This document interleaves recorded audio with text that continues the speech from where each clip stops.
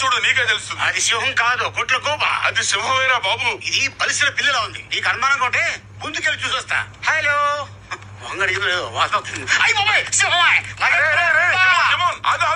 అది సింహం పిల్లే, ఏం చేయలేదు.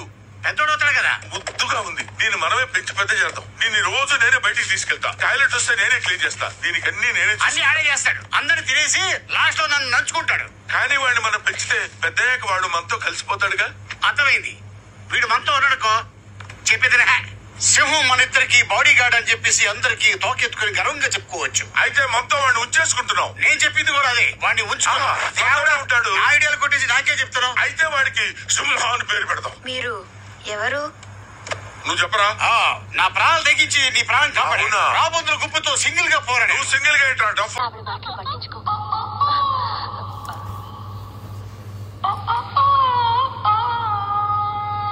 అబ్బా ఉరుమకం ఎంత అందంగా ఉంటుందా.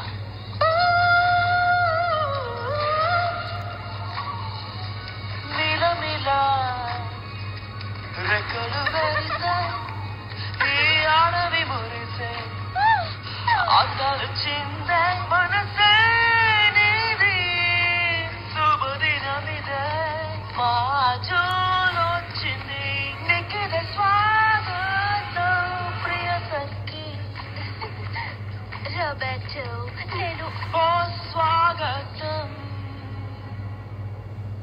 నీకు స్వాగతం స్వాగతం స్వాగతం.